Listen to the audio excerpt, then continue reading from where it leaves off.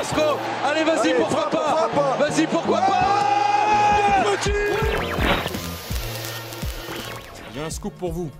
Penalty sur Ronny Lopez à la 151e. J'ai demandé pourquoi on n'est pas revenu sur la VAR, mais la VAR ne fonctionnait pas. Le Colombien qui a pris le dessus, il a réussi son dribble. Falcao, ouais, il est bon. Ce soir, je vais dire tout haut ce que tout le monde pense tout bas. Radio Diagonale, la web radio 100% rouge et blanche. Salut à tous et bienvenue dans le Club Mounegou. Bonsoir à tous, bonjour, bonsoir et surtout bonne année. Nos meilleurs vœux de la part de toute l'équipe de Radio Diagonale. Bonsoir Adrien, bonsoir Patrice. Vous allez être là ce soir avec moi pour cette émission. Salut les gars, bonne année à tous nos auditeurs et bonne année à l'AS Monaco également. Bonsoir et bonne année à tous.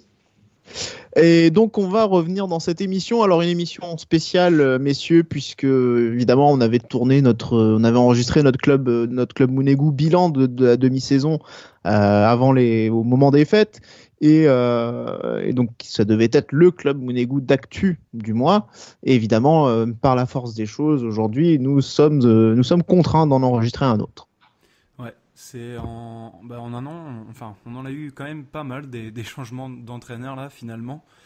Or, c'était une des choses à l'AS Monaco qui bougeait le moins. Hein. On sait que les joueurs se vendent comme des petits pains. Il y avait très peu de stabilité au niveau de l'effectif. Par contre, pour ce qui les est joueurs du coach, passent, les directeurs sportifs passent, les vice-présidents passent. Exactement. Mais le coach reste en théorie. Ouais, sous l'ère russe, c'est Ranieri, Jardim. Henri Jardim et maintenant Moreno. Ouais, et donc du coup, voilà, on va revenir sur tout ça, sur ces chamboulements qui ont eu lieu là dans la semaine, enfin en tout cas fin de semaine dernière évidemment.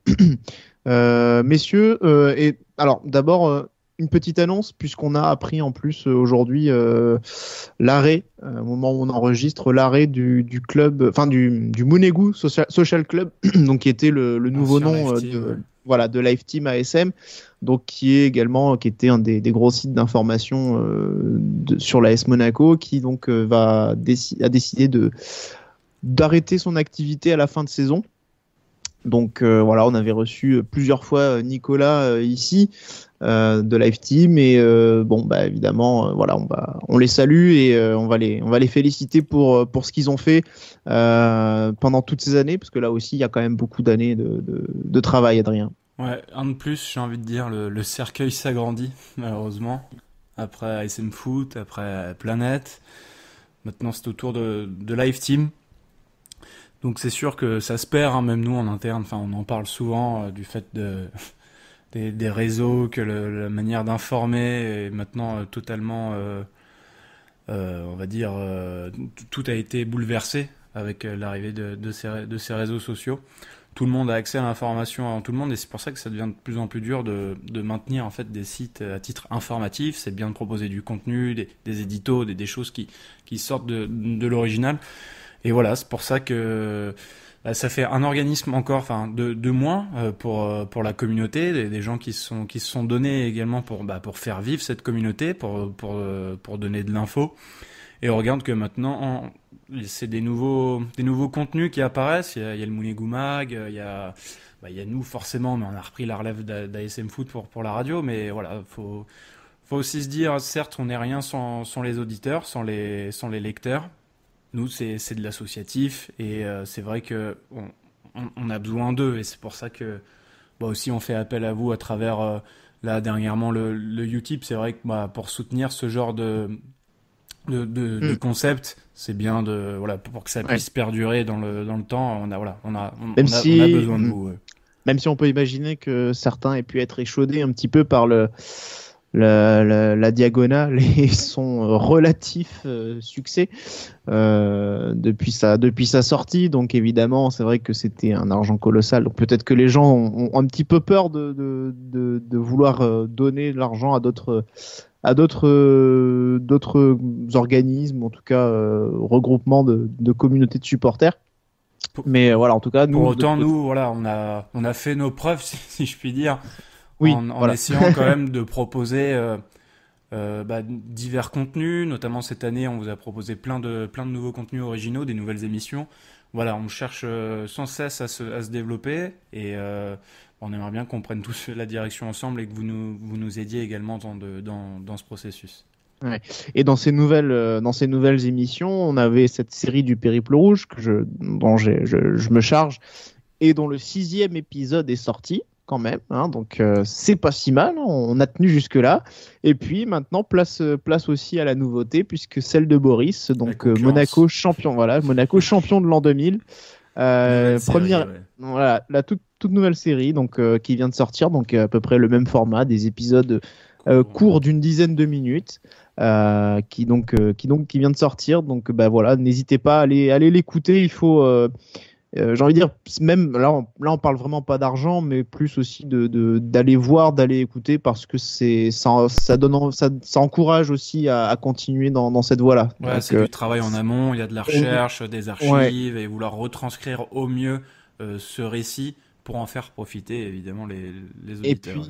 Et puis évidemment, nous, de toute façon, voilà, on fait ça de manière bénévole. On n'est pas là pour faire du chiffre, de l'argent, pas du tout. On se rémunère pas, c'est pas l'objet. Mais c'est vrai que se dire que si on fait ça et que pas grand monde ne va le voir, c'est un peu dommage, c'est pour nous. C'est-à-dire qu'autant en fait, dans le contexte actuel, ce qu'on se disait, c'est que ça nous fait une bouffée d'air frais de faire autre chose. Justement, ne pas se contenter que des matchs, que de débriefer des matchs de merde. Mais c'est vrai qu'autant on a envie quand même qu'il y a un certain nombre de gens qui regardent, qui s'y intéressent et qui le partagent. Voilà. Petit C'était aparté, un petit préambule. 2020, voilà. Vous pourrez compter sur nous, ne vous inquiétez pas, on sera toujours là. Voilà. Exactement. On signe et on peut même dire, allez, on re-signe pour la saison prochaine encore. Hein. Pour l'instant, c'est durée indéterminée. On peut dire qu'en tout cas, il n'y a pas trop de risques sur la prochaine saison, on sera encore là. Hein. Il n'y a pas trop d'inquiétude à avoir. Bien, je pense qu'il faut revenir maintenant un petit peu à ce qui nous concerne. Au CM Actu et à l'actu justement de l'AS Monaco. Patrice, le renvoi de Leonardo Jardim ce week-end et son remplacement, donc avec effet immédiat, par Robert Moreno. Oui, décision un peu surprenante, parce qu'on l'attendait beaucoup plus tôt. C'est un moment qu'elle a été demandée. Suite à la victoire en plus 5-1 de Leonardo Jardim, on s'est dit, du coup, il n'y aurait peut-être pas finalement de changement sur ce mercato. Et juste avant la fin d'année, du coup, si Petrov a quand même bien décidé de licencier Leonardo Jardim et de le remplacer par quelqu'un dont le nom n'était pas du tout sorti dans la presse. Alors, je me permets juste de te reprendre sur ce que tu viens de dire. Tu as parlé de Petrov, mais au final, c'est Ribot qui a tranché. Et c'est vrai que c'était ça reste le président, donc c'est lui qui choisit, mais on sait très bien qui, à l'origine, souhaite changer d'entraîneur. Bien sûr, mais c'est vrai que justement, c'était la dernière étape. C'était la dernière personne qu'il fallait réussir à convaincre, et non la moindre, c'est-à-dire le propriétaire du club, le président, Ribolovlev, et c'était lui qui avait les clés en main, encore une fois. Voilà. C'est son choix, Jardim, de le faire revenir en plus. C'était son choix, il fallait que ce soit il fallait le convaincre que c'était pas non plus une question de se désavouer complètement. Mais oui, après, c'est vrai, évidemment, l'initiative, en tout cas la volonté de changement, elle était très claire, très marquée, Adrien. Ces deux clans qui se sont formés, ou en tout cas un affrontement entre deux têtes, entre Jardim et Petrov. Tu l'as dit, le plus dur, c'était peut-être finalement que Ribot tranche, mais voilà, on va pas se leurrer, la relation entre Petrov et Jardim a quand même été assez délétère. Moi, je me rappelle sur toute cette réunion de fin d'année, la réunion abonnée. Assez inexistante, même. Oui. Finalement, Petrov n'a jamais eu la main pour ce qui est du coach, puisqu'il est arrivé après Jardim, une fois que Vadim a été licencié. Et la promesse, c'était que si le maintien est acquis, Jardim devrait rester coach. Puis tu peux pas revirer un coach qui finalement sa mission principale était de sauver le club. Ça a été fait non sans difficulté, mais ça a été fait. Et dans ce cas, il est obligé de rester dans la continuité. Et puis voilà, on a vu ce que ça a donné. Il a pas eu la main, discours de façade. Cette relation, en tout cas, s'est vite détériorée. Très peu de dialogue entre les deux.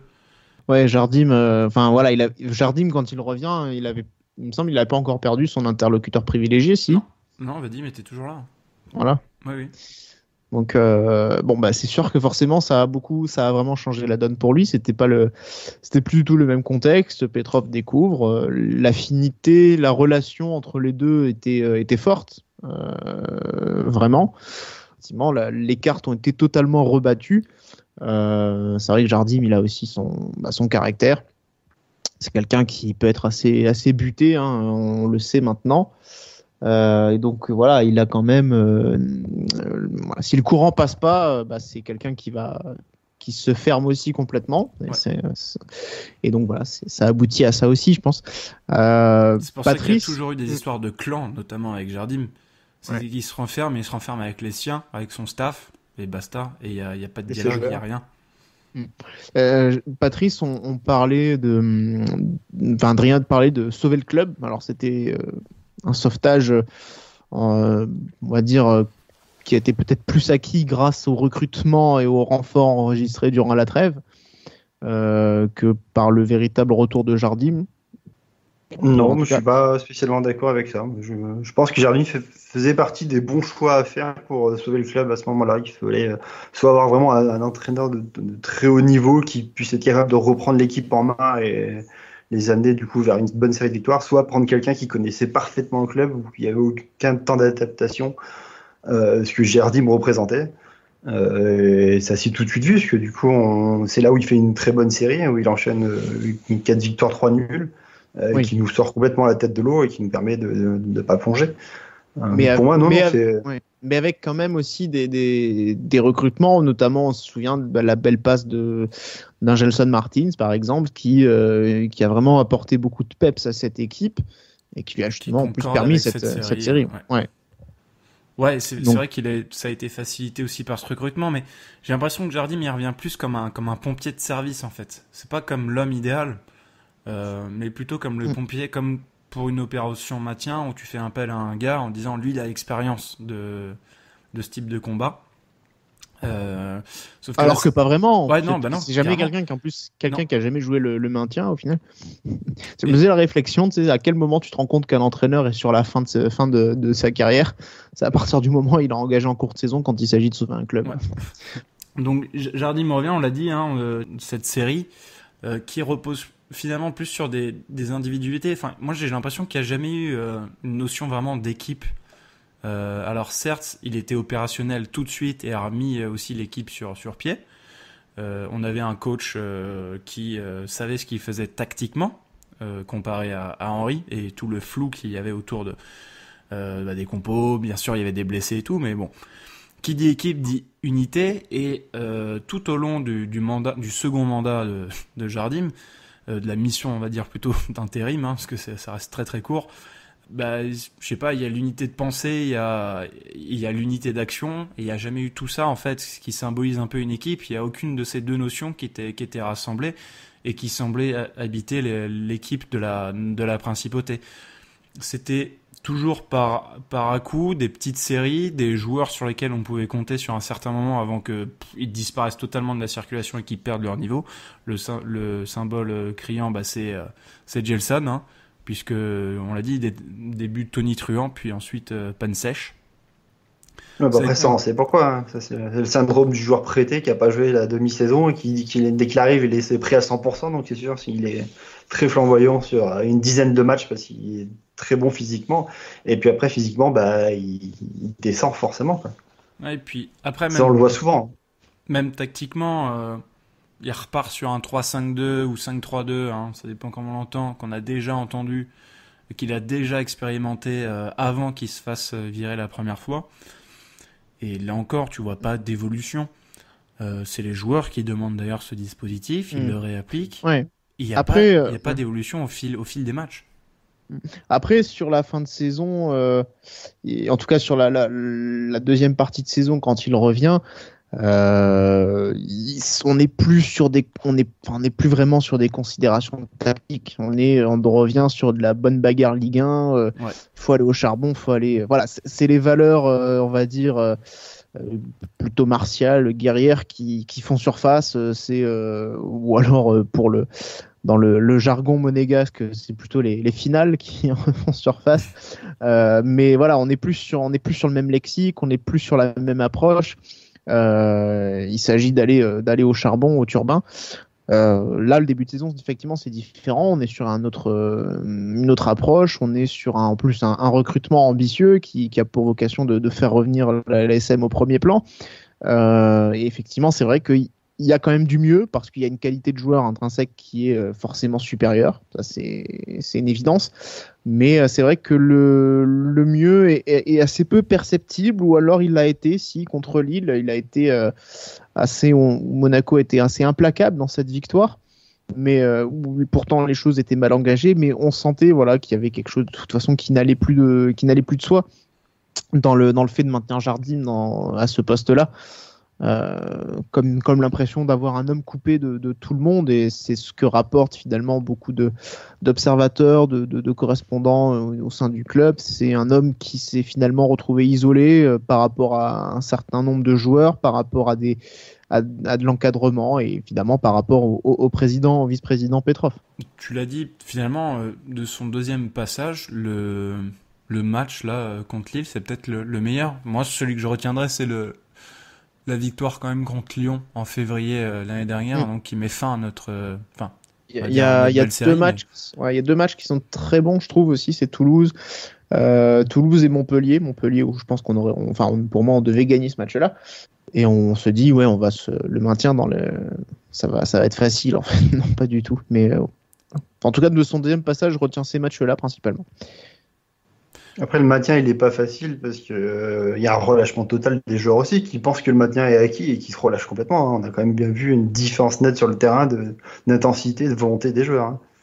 En tout cas, sur cette année civile, puisque finalement, c'est le parcours, le deuxième chapitre de la carrière de Jardim à l'AS Monaco, il se tient seulement sur une année civile, l'année 2019, donc palmarès 2019 de Jardim, pas terrible.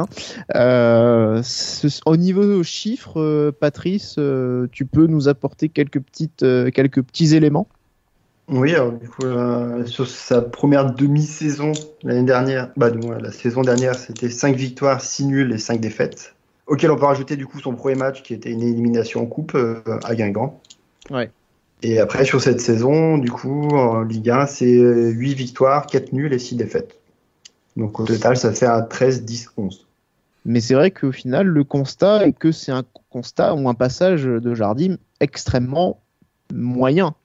Pour pas dire autre chose. Comparé à ses autres résultats des saisons précédentes, c'est même mauvais pour lui.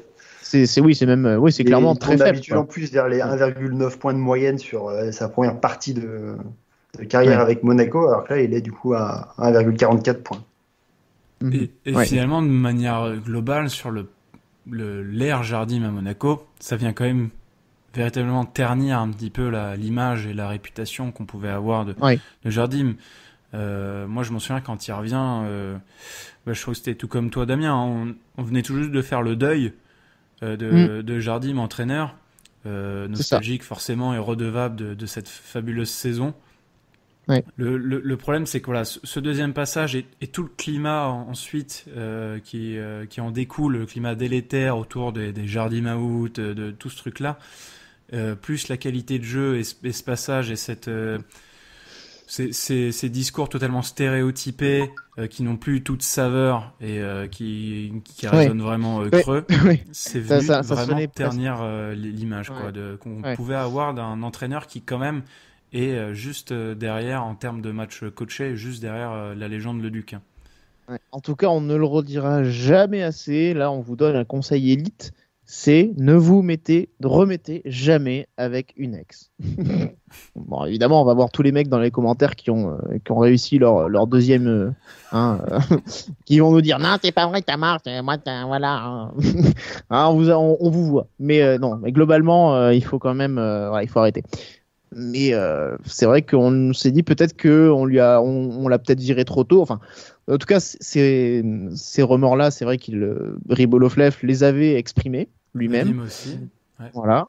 Donc cette culpabilité, en tout cas, il l'avait déjà exprimé. Maintenant, c'est vrai que là, voilà, parce que la situation était moins urgente, ils ont analysé les choses aujourd'hui et ils en ont conclu, Patrice, que c'était pas forcément la meilleure chose à faire que de continuer avec Jardim. Tu ne vas pas forcément être de cet avis-là, en tout cas de ce qui était de l'avis de tous les Jardim out. Non, parce que pour moi, la raison qui fait que Jardim est poussé dehors, c'est pas une raison sportive. Parce que quand on regarde les résultats en ce moment du club, ils sont pas extraordinaires, ils sont pas à la hauteur des attentes que peut avoir le club où on irait être concurrencé le PSG, mais ils sont pas mauvais. Là, il est sur une série de 3 victoires à match nul. Donc les défaites sont même pas sur ce mois-ci, ils sont sur le mois précédent. Bon, c'est vrai que le coup du sort fait qu'on n'a pas joué le PSG, ça nous a un peu aidé. Et même si on regarde les résultats depuis que le mercato est fini, et Monaco est sur le podium, mais au même niveau que Marseille. Donc, hormis si on me dit que Marseille joue mal en ce moment et mauvais, je vois pas où est-ce que Monaco le ferait aussi. On a fait un très mauvais début de saison, c'est sûr, avec des mauvais résultats. Ouais, après, est-ce que c'est facile de lui imputer quand il faut jouer en attaque avec Foster et Silla? C'est un peu dur quand même de gagner des matchs comme ça. Mais du moment qu'il a eu son effectif et des vrais joueurs, les résultats, ils sont là. C'est pas au niveau du PSG, c'est sûr, mais c'est des résultats pour la Ligue 1 qui sont plus que corrects pour clairement aller chercher l'Europe. Pourtant, je te reprends juste un truc, mais Foster, quand même, Adrien, pour nous le confirmer, il marque des buts. Hein. Ouais, il en marque, marque des buts fantômes et il en marque un. Mais bon, il a juste joué contre lui en Foster après. Hein. Oui, bien sûr. Mais peut-être qu'il a marqué ce soir-là, mais il y a que toi qui l'a vu. Hein. Mais, enfin, en tout cas, c'est vrai qu'il y a ce paradoxe-là, en fait. Ce que tu dis, ce chiffre est vrai.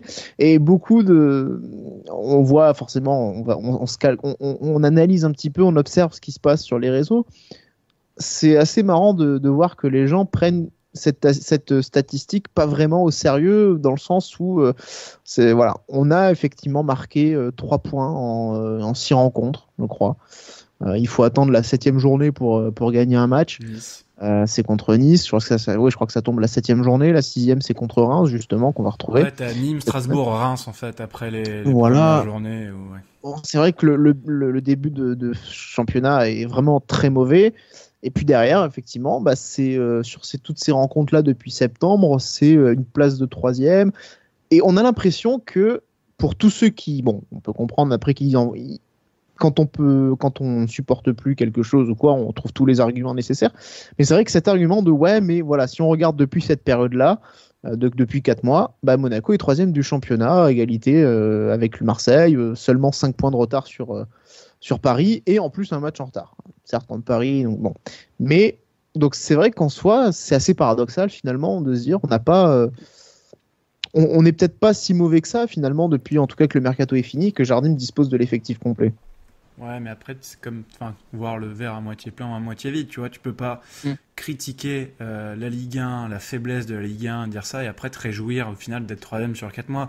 Il y a autre chose que le résultat, il y a le contenu.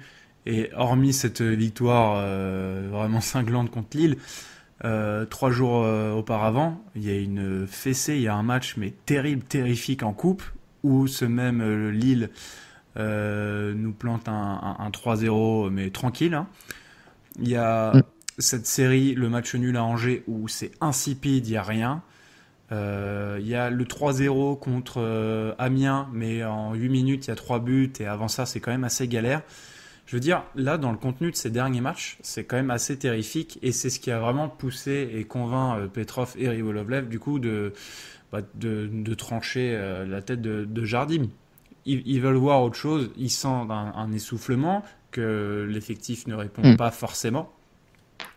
Et voilà, il y a même eu des rumeurs comme quoi Petrov tenait finalement comme discours auprès des joueurs avant le dernier match contre Lille, que voilà, si vous nous faites le vrai match, il saute, quoi. Enfin, montrez-moi de quoi vous êtes capable, quoi. Le faites pas pour le coach, faites-le pour le club, quoi. Donc voilà, après, je pense que c'est plus aussi une matière d'image. Encore une fois, vraiment, Jardim était décrié dans ce climat délétère où les Jardim out étaient véritablement aussi un petit peu dans l'excès quand même. Hein. Ça a duré depuis un certain temps. Absolument pas. Hein? J'ai absolument pas du tout. Ouais. C'était pas dans l'excès du tout. Dans l'abus. Ouais. Oui. Mais c'est vrai que là, ça avait gagné des proportions telles que même au stade, il était largement décrié. Ce qui rejaunit un peu aussi la remarque de Jardim, qui forcément a très mal été perçue, mais sur ceux qui, voilà, sur sa réflexion, sur les gens qui parlent à travers les ordinateurs, voilà, ça parle. Mais c'est vrai que quand même on lui, est son avatar sur Twitter, c'était Anonymous. mais il a changé, ça y est. Maintenant, il a racheté le parc d'attractions de Madère avec la deuxième enveloppe. Des Jardim d'émission où enfin, finalement, au stade, Et là, Louis II, on entend un entraîneur là, d'émission, ça doit remonter à Lacombe, ou enfin, j'en sais rien, mais ça fait un bon moment qu'on n'a pas entendu ça. Mais c'est vrai que là, voilà, ça a vraiment tourné ces derniers temps au niveau du stade, justement, où c'est, entre guillemets, le dernier baromètre, justement, et c'est là où si tu sens que ça... Voilà, et si tu sens que ça tourne même là, je pense qu'effectivement, c'est le signal qu'il y a quelque chose qu'il faut changer. Hein. Comme disait un grand penseur, hein, si on a de la fièvre, on n'accuse pas le thermomètre quand on a de la fièvre. Hein. Voilà, il faut le savoir. Ouais. Mais voilà. Donc, bon. Donc Jardim out, définitivement out. Jardim out. Là, je crois que cette fois, c'est bon. Il n'y aura pas de. Enfin, on dit jamais 203, mais a priori, je pense que c'est bon là. Il faudra demander du coup aux mecs s'ils se sont déjà remis avec leur ex, s'ils se sont remis aussi une troisième fois pour voir si c'est vraiment le mal jusqu'au bout. Ouais. Et là, c'est plus de l'amour, c'est de la passion. Mais en tout cas, voilà, Jardim out. Ça y est, c'est la fin du chapitre Jardim. Donc, bon. Toi, évidemment, Patrice, on en a parlé, tu voulais laisser un peu plus de temps. Moi, de mon côté. Non, pas forcément. Hein, je dis pas non plus que Jardim, tout est beau, tout est rose, qu'il fallait continuer avec lui. Oh. Je disais juste que, on va en parler après. Là, Monaco fait un pari avec Moreno. Peut-être c'était pas forcément le moment de faire un pari. On pouvait facilement finir la saison avec Jardim, mais sans avoir des résultats catastrophiques. Mais après, si on proposait un entraîneur de grand nom qui pouvait amener de très bons résultats. J'étais totalement favorable à ce que Jardim arrête son aventure là. Ouais. Tout comme Jardim était un pari. Parce qu'on sort quand même de 2 ans avec Ranieri pour Jardim. Oui. Mais après, comme totalement méconnu. Sur les réseaux sociaux, c'est plus qu'on est en courte saison. Quoi. Le pari est plus compliqué, je trouve. Oui, puis bon, Jardim avait quand même une petite cote à l'époque. Ça pouvait être une erreur, d'ailleurs, ça a très mal commencé. Mais bon, c'était un pari qui pouvait. Un changement de politique. C'était en adéquation avec le changement de politique. Voilà, encore que. Par les Russes. Il a quand même fallu claquer pour aller le chercher. Hein. Mais il nous rapporte un des plus beaux titres aussi. Et bon, quelque part, c'est vrai qu'au final, c'est ça qui reste quand même. Le plus beau, peut-être. Ouais. Un des plus beaux. Après, il y en a forcément qui vont dire que non.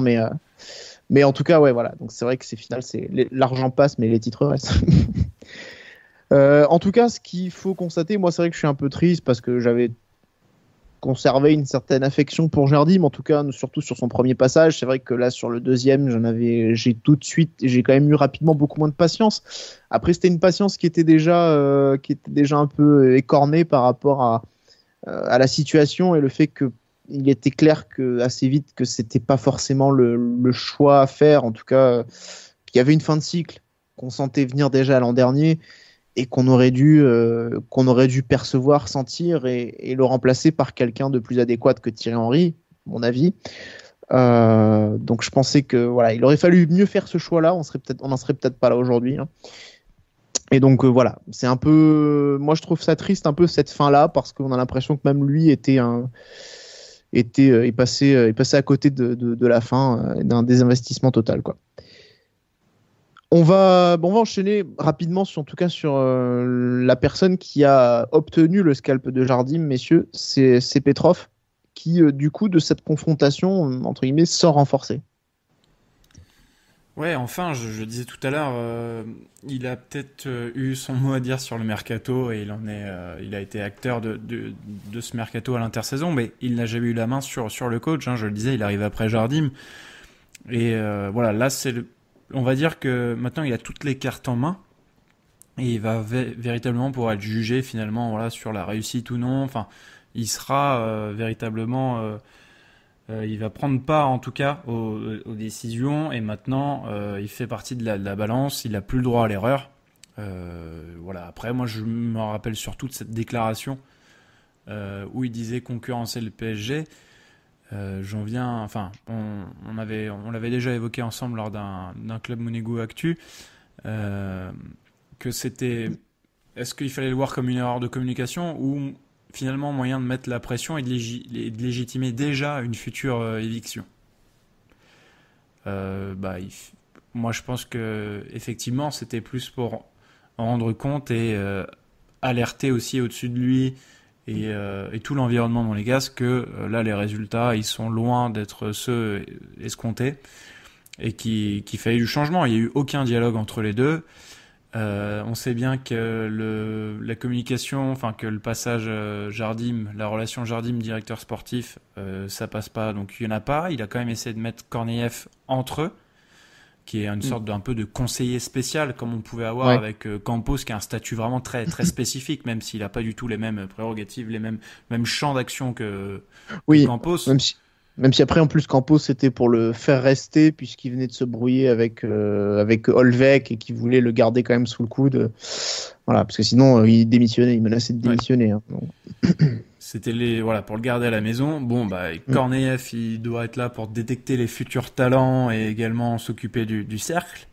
Mais je pense qu'il y a beaucoup à reconstruire au niveau de la cellule de recrutement, il y a beaucoup de choses à reconstruire, c'est un peu le bordel.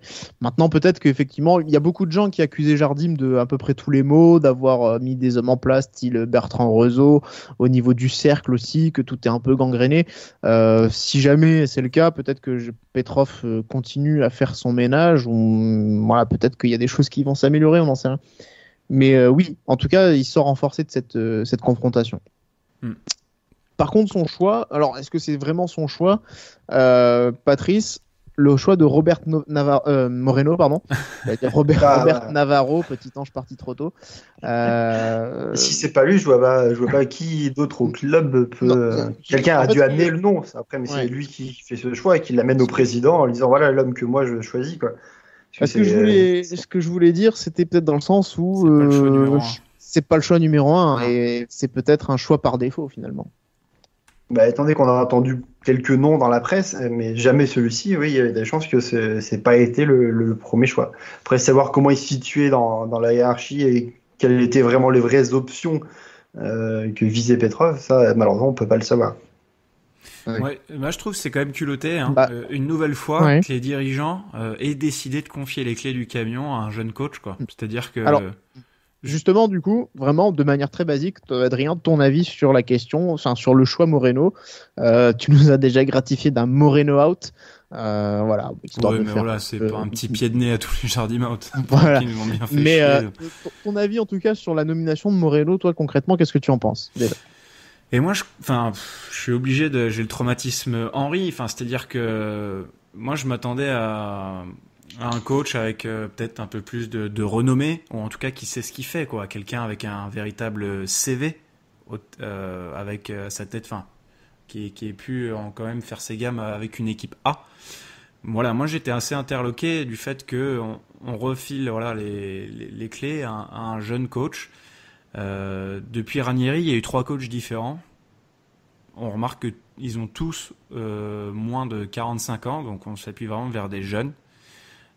Tous ont eu très peu d'expérience au sein d'une équipe première, sauf pour Jardim, on l'a dit tout à l'heure, Braga Olympiakos Sporting, mais était très méconnu sur la scène européenne.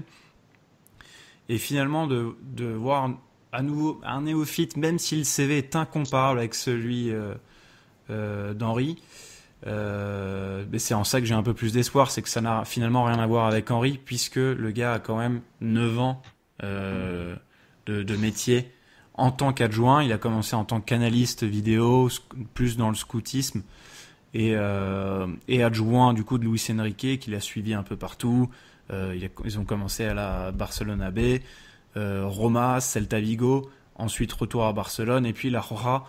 Malheureusement, je trouve que quand même avoir 6 matchs au compteur, c'est quand même un bilan assez famélique, et c'est en ça que je trouve dangereux de leur filer les clés à un jeune coach, Surtout quand t'entends les noms avant, t'avais quoi? Gaillard, le Marcelino. Rêve, Gallardo, Marcelino, Pochettino, mais bon, ça me semblait quand même Hors d'atteinte. inespéré, voilà, totalement. En tout cas, je vous avais partagé cette réflexion sur les jeunes entraîneurs où on n'essayait pas de faire un petit peu la même chose qu'avec les joueurs, mais avec des entraîneurs. C'est-à-dire prendre des mecs qui n'étaient pas forcément très connus ou qui commençaient à avoir une petite cote et essayer de les faire monter avec un petit projet jeune, ambitieux, etc. Et puis ensuite essayer de faire en sorte que l'entraîneur qu'un gros club rachète le contrat de l'entraîneur pour récupérer un petit billet. Ouais, terrible de penser de la sorte. L'entraîneur, c'est le Pourquoi ciment. C'est le Pourquoi ciment.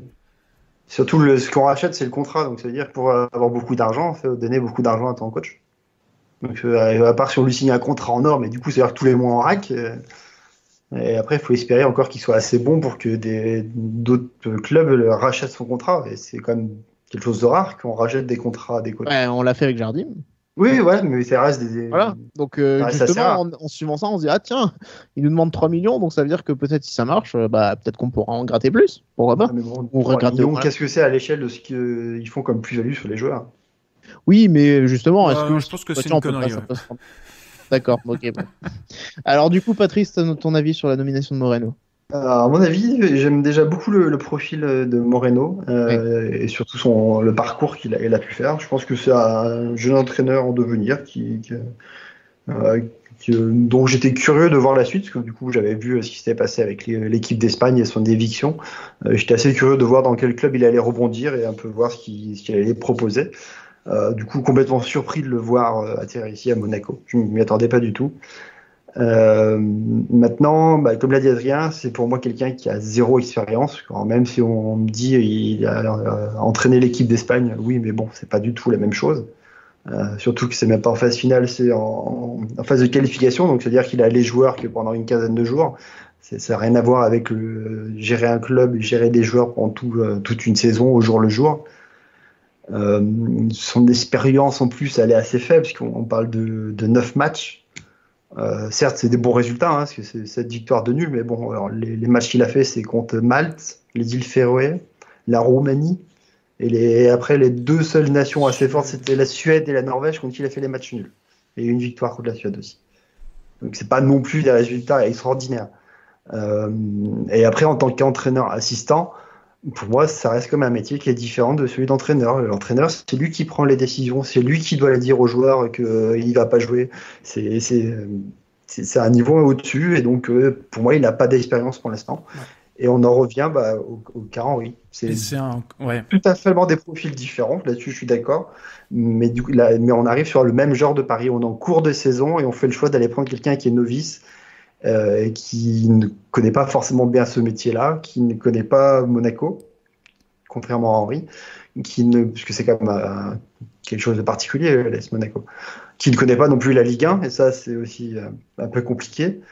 Voilà, donc maintenant il faut espérer du coup qu'il arrive vite à prendre tout ça en main et qu'il puisse réussir. Après, je doute pas qu'il ait les capacités de réussir, pas du tout. Je dis juste que on fait un pari.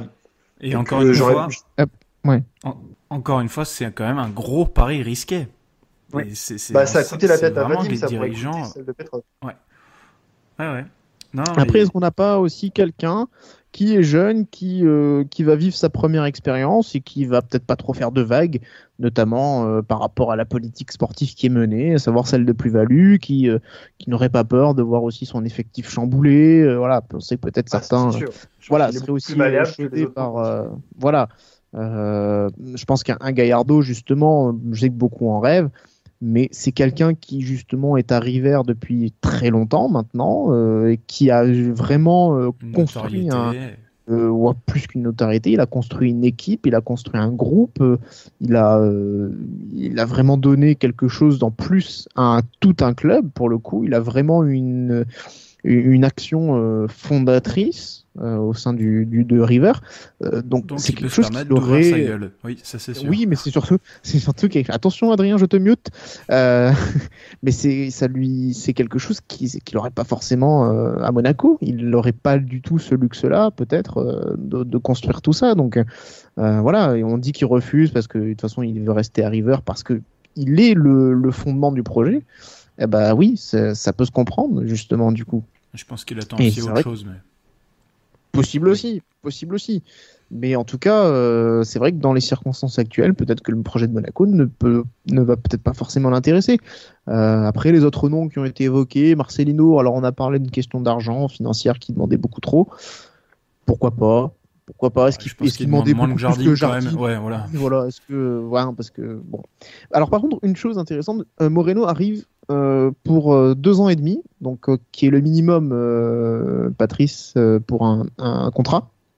Je sais pas la confirmation, mais je me rappelle en tout cas du cas Bielsa, qui lui voulait absolument signer une seule année de contrat avec l'Olympique de Marseille et que ça avait été impossible puisqu'en Ligue 1, on est obligé d'avoir des contrats minimum de 2 ans. Donc forcément, quand on signe en cours de saison, ça fait 2 ans et demi. Donc je pense que ça a toujours lieu, ce genre de pratique. Parce que de toute façon, on a bien vu que Jardim avait signé 2 ans et demi et que Henry aussi, il me semble. Donc, il me semblait qu'Henry c'était plus. Ouais, c'était plus. C'est peut-être plus, ouais, c'est peut-être 3 et demi, oui. Donc là aussi, on signe encore un contrat de 2 ans et demi. Donc ça me paraît être le minimum possible à faire en Ligue 1. En tout cas, c'est pas le seul entraîneur jeune qui a signé à Monaco. On se souvient en tout cas d'entraîneurs qui ont été lancés et qui ont connu leur première expérience véritablement à Monaco. Et Arsène Wenger à 37 ans, Tigana à 40 ans, Claude Puel à 38 ans. On a Didier Deschamps très tôt aussi à 32 ans et effectivement donc Thierry Henry à 40 ans. Donc les entraîneurs jeunes dont la première expérience est Monaco. Bon, il y en a eu dans fait l'exemple. Lyon avant, mais oui. Et il avait fait Lyon ? Ouais. Une seule, une saison, oui. Ouais, effectivement, en une 95. Ouais. Mais bon, voilà, en tout cas, de jeunes entraîneurs pas forcément très expérimentés, il y en a déjà eu. Certains ont bien réussi, d'autres non. En tout cas, certes, pour beaucoup, en tout cas, pour la plupart, ça a quand même été des débuts difficiles. En tout cas, la première saison a jamais été très simple. Donc, on va peut-être pas s'attendre à avoir des résultats tout de suite, en tout cas avec Moreno, peut-être. Le seul qui est arrivé en cours de saison, c'est Claude Puel. Qui lui, par contre, a fait des débuts faramineux.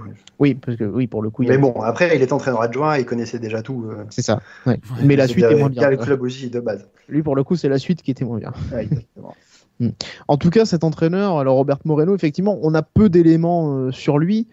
C'est vrai que se baser sur les 6 matchs qu'il a coaché avec l'Espagne, en sachant que en plus il a remplacé Luis Enrique, donc on était dans une idée davantage collective.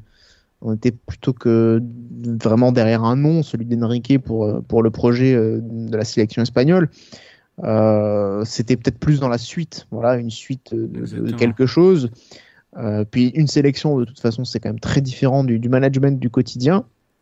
En tout cas, voilà, quelqu'un de très jeune qu'on dit proche, en tout cas des joueurs, beaucoup de petites accolades, de petites tapes dans le dos. Voilà, toujours des tout comme Jardim en fait. Je sais pas si vous vous souvenez, au début on disait toujours que c'était quand même quelqu'un assez proche avec les joueurs, qui prenait le temps de discuter. Alors voilà, c'est ça qui est marrant aussi.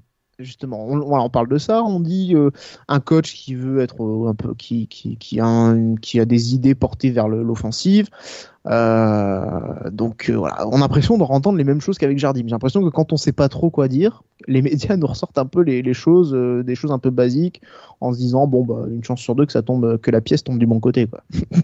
Ouais, après, pour encore revenir aux comparaisons avec Jardim, mais tout comme lui, il n'a pas de carrière de joueur. C'est, on va dire, un professeur, quoi. C'est quelqu'un qui a étudié, qui connaît le foot, en fait, depuis l'université. Oui. Qui a même écrit un livre. Hein. Voilà, exactement.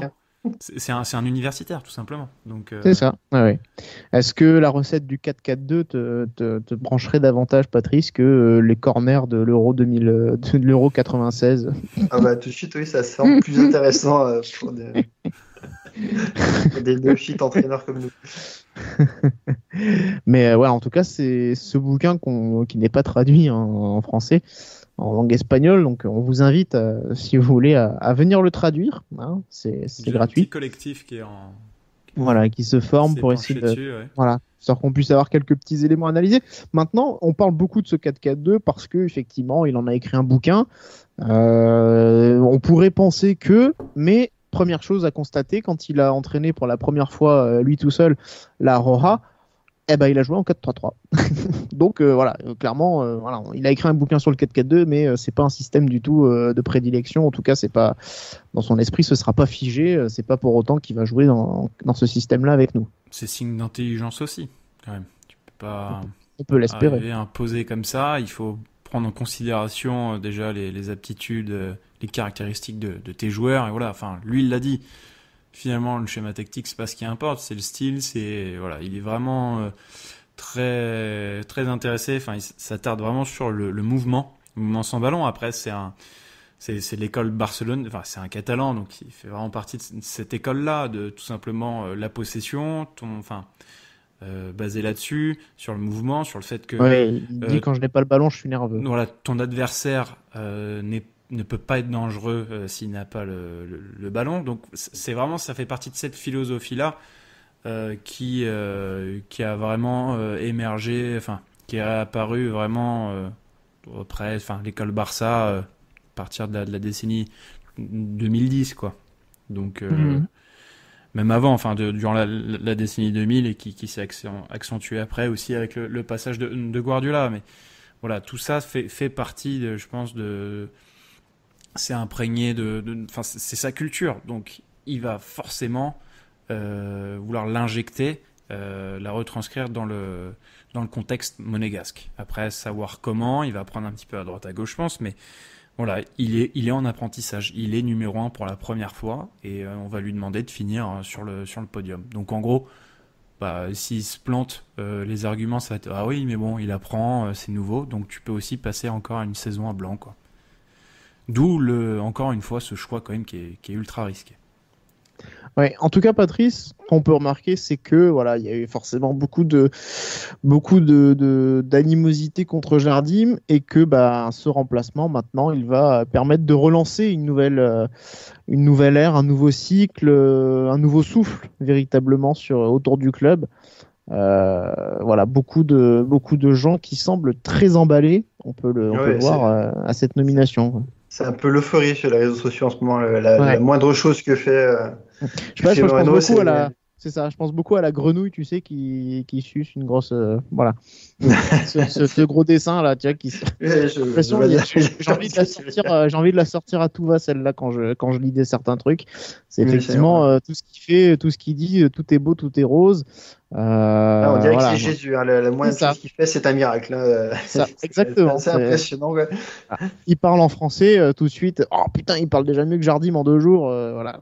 Calmez-vous les gens.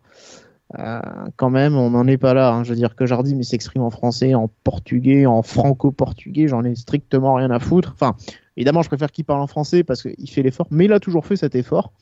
Sauf quand il avait moyennement envie, il faisait exprès, on va dire, de parler moins bien. Mais c'est quelqu'un qui a toujours fait, qui a toujours voulu parler la langue.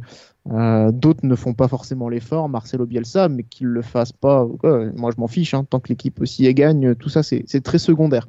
Mais voilà, d'un seul coup, donc Robert Moreno parle en français, c'est très soigné, très maîtrisé. Alors là, tout de suite, tout le monde s'emballe, tout le monde, il veut jouer au ballon. Et ça, c'est calmez-vous. Il n'y a rien. On n'a rien en ce moment. On a quoi, une conférence de presse, 3 vidéos d'entraînement.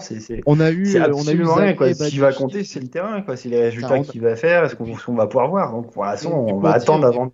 Mais dire à quel point c'était devenu dingo, c'est quand tu vois Zagreb Badiachil qui tire à l'élastique comme 2 mongolitos, et tu te dis, mais. Et là, derrière, la plupart des gens, c'est forcément, avec Jardim, ils s'entraînaient pas, ils n'avaient pas l'habitude. Ah putain, les mecs, ils tirent un élastique, calmons-nous, quoi, on n'a rien vu. Ouais. Il y a un mélange entre la haine envers Jardim et puis, on va dire, les gens qui sont aveuglés devant la nouveauté. Qui ne veut pas pour autant dire originalité ou modernité, hein. C'est juste quelque chose de nouveau. C'est pas pour autant que ça va forcément fonctionner. Ouais. Ah non, ça c'est certain. Maintenant, ça peut toujours bien fonctionner, hein, et c'est ce qu'on espère évidemment, parce que y a besoin de retrouver des objectifs, et puis voilà, on va être content si effectivement on arrive à revoir du beau jeu à Monaco si on se fait plaisir devant les matchs. Et, c'est clair. Je pense que en fait cet emballement il vient de là. C'est dans cette volonté de revoir aussi plus de spectacles, de revoir Henri Onyekuru, de revoir Bosquilla, tous les cracks oubliés. En plus, il a envie de jouer. Il aime les jeunes, hein, donc il aime les jeunes. Ouais, voilà. En pleine affaire, Matzneff, c'est pas forcément la bonne phrase à sortir. Mais oui, c'est quelqu'un qui peut peut-être compter plus sur la formation, qui a plus cet esprit-là. Alors, c'est vrai que voilà, les jeunes du centre de formation ont toujours une cote particulière auprès des gens, assez inexplicable. Là aussi. Donc, voilà, peut-être que tout ça joue pour lui, on va dire. C'est vrai que sa présentation était bien soignée. Hein. Il avait préparé son texte. Voilà, il s'exprime bien et une certaine élégance. Donc voilà, on peut. Autant oui, il y a des raisons sur la présentation de se dire oui, ça peut bien fonctionner, ça peut être cool. Mais c'est vrai que voilà, Henry aussi. Hein, il avait du charisme, il s'exprimait bien. Il nous a tout de suite fait marrer avec 2-3 trucs. Oui, mais au final, ça n'a pas marché. De toute façon, là où il faut l'attendre, ça va être sur les résultats et pas sur les premiers résultats. On va lui laisser peut-être un peu de temps, au moins déjà de passer les 3 premiers matchs. Parce que pour le premier, c'est un match de coupe contre Reims qui n'est pas forcément simple. Après, oui, bien sûr, on attend tous la qualification sur ce match. Voilà, je l'attends quand même déjà sur ce premier match. Autant sur les 2 matchs de Paris, évidemment. Et après, je vais pas le condamner si on perd ces matchs-là. Hein. Il faut être réaliste. Maintenant, peut-être que c'est vrai qu'il va aussi insuffler une autre mentalité. Bon, c'est vrai qu'on avait l'impression ces derniers temps d'être un peu trop victime du PSG. En tout cas, on en avait pris quelques branlées. Voilà, on y était. C'est vrai que peut-être cet esprit, en tout cas, était un peu défaillant au moment d'affronter le PSG. Il n'y avait pas forcément une mentalité de vainqueur à tous les instants. Donc peut-être qu'il va pouvoir insuffler quelque chose de nouveau. Mais ne serait-ce que dans la rotation d'effectifs à laquelle on va avoir lieu. Il y a aussi pour ça qu'il y a tout un enthousiasme. Oui. On a l'impression qu'il y a une redistribution des cartes, comme à chaque fois qu'un nouvel entraîneur arrive, des nouvelles choses qui vont arriver. Et donc ça casse très clairement avec la routine qui s'était aussi installée avec Jardim. Mais pour lui, ça va être intéressant. Je sais pas comment il perçoit également le match contre le PSG et cette double confrontation en peu de temps. Mais ça va être aussi l'occasion pour lui, voilà, de vraiment tester et de voir tout de suite qui est prêt, qui n'est pas prêt. Et on va voir sur quel joueur il compte s'appuyer. Et déjà, rien que sa première compo, elle va te passer au crible. Mais elle voudra rien dire puisque il va s'appuyer sur les joueurs qu'il juge fiables. On sait très bien qu'il va s'entourer autour de très certainement de Ben Yedder, de Fabregas, des joueurs comme ça. Oui. Mais alors Fabregas, il faudra qu'il rentre son niveau. Ouais. Ben, ce que faisait remarquer Boris, c'est est-ce que le fait d'être avec quelqu'un qui parle peut-être la même langue, football, le même foot aussi. Voilà, est-ce que peut-être ça va l'aider et que avec Jardim ça ne passait tout simplement pas et que ce blocage le faisait aussi sous-performer, ou est-ce que c'est plus général et que de toute façon il est fini? Ça aussi il faudra le voir après. On va voir les choix qu'il fera, c'est évident. Et voir les choix par rapport aux performances aussi en direct. Mais ça, évidemment, ce sera lors des débriefs qu'on en parlera, bien sûr. De toute façon, c'est pas forcément le sujet. Là où moi je l'attends, par contre, c'est sur les matchs qui enchaînent derrière, c'est-à-dire tout le mois de février et plus le match au mois de janvier. Parce que là, par contre, on n'enchaîne que des matchs contre des équipes qui sont beaucoup plus faibles que nous. Du coup, dans l'ordre, ça donne Strasbourg, Nîmes, Angers, Amiens, Montpellier, qui est encore peut-être un gros match, Dijon et Reims. Si là, on arrive à bien sortir, à faire de très bons résultats, on peut peut-être espérer viser quelque chose sur la fin de saison. Par contre, si on ne fait pas de bons résultats sur ce mois-ci, on attaque la fin de saison très très difficilement, parce que par contre, on a tous les gros à jouer sur les derniers mois. Oui, parce il y aura une bascule finalement. Il s'agira de ne pas prendre trop de retard sur les clubs devant, donc où sont nos objectifs. Donc c'est vrai que s'il y a un mauvais enchaînement, ça risque d'être un petit peu rédhibitoire. Et à ce moment-là, c'est vrai que le pari, en tout cas le changement d'entraîneur, aura eu une conséquence un peu négative à ce moment-là. Mais bon, là on est sur de la projection, on n'est pas forcément sur de l'analyse pure, vraiment par rapport à l'arrivée. Mais en tout cas, voilà ce qu'on pouvait déjà dire sur Moreno, donc Moreno in, puisque on prend donc l'inverse maintenant du Jardim out. Moreno in, donc voilà, on va attendre de voir maintenant ce que ça va donner. Le premier test, c'est face à Reims, samedi. Ouais, à noter juste quand même avant de terminer que, à l'instar de l'avènement de Thierry Henry, la communication du club ne s'est jamais aussi bien portée que maintenant. On n'a jamais eu autant de contenu. On a l'impression qu'il y a un CM qui renaît de ses cendres, beaucoup plus actif. On a le droit à des vidéos, des petits bonbons inside. Enfin voilà, c'est des choses. Oui, peut-être toutes bêtes, plus grande. On demande, mais auxquelles on n'avait pas le droit auparavant, quoi. Il a peut-être marre de prendre 50 Jardim out à la suite de chacun de ses messages.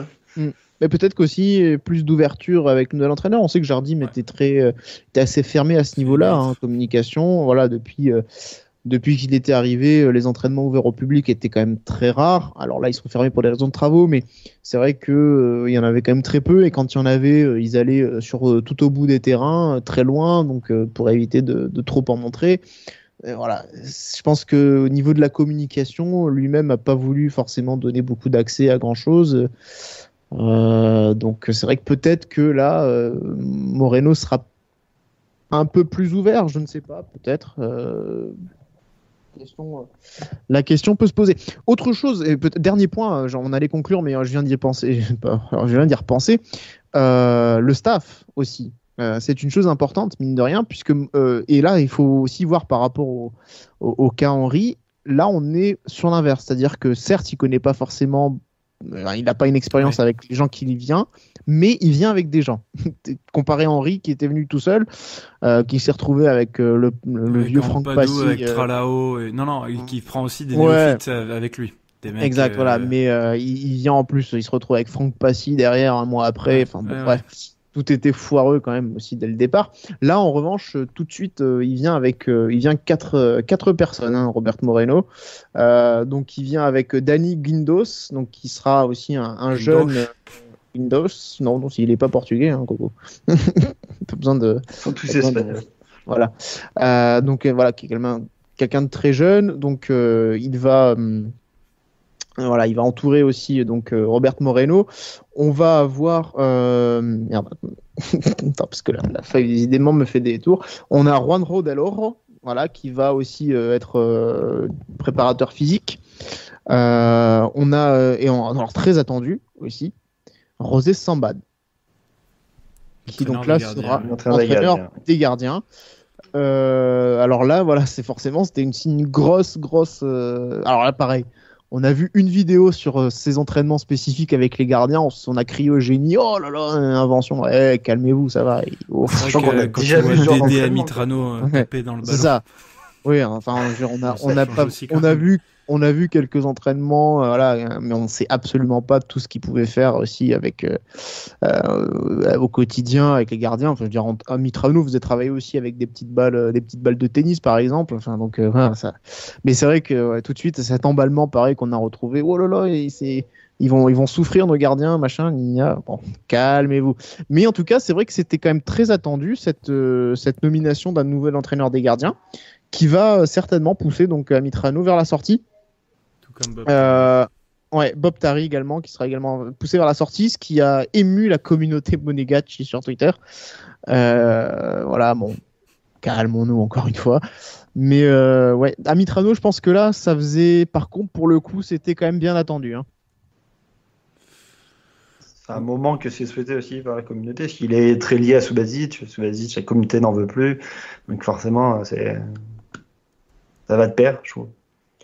Après, je trouve que c'est normal, c'est pas. Il était quand même très lié avec Subasic pour les entraînements. Subasic était très mécontent quand ce contrat n'avait pas été re-signé. Maintenant, c'est plus Subasic le gardien principal, c'est le compte. Donc maintenant, il faut un entraîneur des gardiens qui puisse faire évoluer le compte. Et peut-être que c'est une bonne chance que ce soit quelqu'un d'autre maintenant qui s'en occupe. Oui, et puis c'est vrai qu'on avait l'impression aussi que nos gardiens progressaient pas vraiment. Enfin, après, c'est vrai qu'ils étaient plus trop en âge de progresser, mais c'était un peu dur. Il y avait Celui-ci stagné un peu quand même, je trouve. Ouais, voilà, c'est. Puis certains qui considèrent le crack Badiachil encore comme une possible valeur pour l'avenir, qui visiblement était à la fois écarté par Jardim et par Mitrano. Hein, donc bon, quand même, si les deux se retrouvent aussi quand même sur ça, des fois c'est que peut-être quand même qu'il y a des raisons. Le gardien qui a été écarté aussi du cercle. Bah oui, le même, tiens. Ouais. Mais en tout cas, voilà, c'est un départ qui était quand même très attendu parce que c'était une question qu'on pouvait soulever aussi. On l'avait soulevé il y a quand même quelques temps. Maintenant, en voyant que Subasic accumulait des boulettes, etc., on dit mais est-ce qu'il n'y a pas peut-être un petit problème au niveau de l'entraînement des gardiens Est-ce que Amitrano est toujours au niveau et opérationnel pour cet emploi? Oh, voilà. Bon, en tout cas, un staff tout neuf. On est quand même moins conservateur qu'à Lyon à ce niveau-là. On dira peut-être pas la même chose quand ce sera autour de JV, Romas, Kilacci. Oui, on verra. Oui.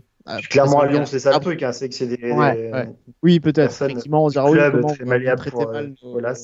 on traitait mal nos anciens. On pourra toujours dire ça. Mais oui, voilà, bon, on verra bien comment ça se passera à ce niveau-là. Mais c'est vrai qu'ils sont déjà nombreux à vouloir avoir Joly comme entraîneur de l'équipe première. Voilà, là encore, un peu trop d'envalement. Enfin voilà, du coup, je propose, messieurs, qu'on en reste là. À part si vous avez encore un point à rajouter. Non, Moreno est un peu attendu au tournant maintenant. Il faut voir ce qu'il peut donner. Parce que, bon, comme on l'a dit, peu d'expérience. Une expérience avec l'équipe d'Espagne, je pense que tout club et sélection confondus, on parle d'un top 5 en effectif. Donc, c'est quand même pas le plus compliqué à gérer. Donc, maintenant, on se rappelle aussi des adversaires. Hein. Oui, et puis voilà, adversaires assez faciles, sachant que vu qu'il prenait la succession d'Enrique qui était parti au chevet de sa fille qui allait mourir d'un cancer, je pense que les joueurs ont tout fait en sorte pour que son intérim se passe bien. Un ressort psychologique. Voilà, donc à voir maintenant dans ce contexte monégasque ce que ça va donner. À samedi, alors du coup pour le débrief, on verra qui s'en chargera. En ce qui me concerne, je serai au stade. Voilà. Donc, n'hésitez pas à venir faire coucou. Premier match de Coupe de France de la saison. Il y a un buffet Non, il n'y a pas de buffet cette fois. Oh non, voilà. Bon, en tout cas, merci à vous, messieurs. Plus sérieusement, donc rendez-vous samedi soir pour le débrief. On aimerait bien le faire en live, mais rien de sûr. En tout cas, ce qui est sûr, c'est qu'en 2020, on aura un petit peu plus de live pour les débriefs, et donc ça, ce sera chouette. Puis évidemment, premier test du coup pour Moreno, Monaco-Reims. Salut à tous et Daguet Mounegou. Et bisous.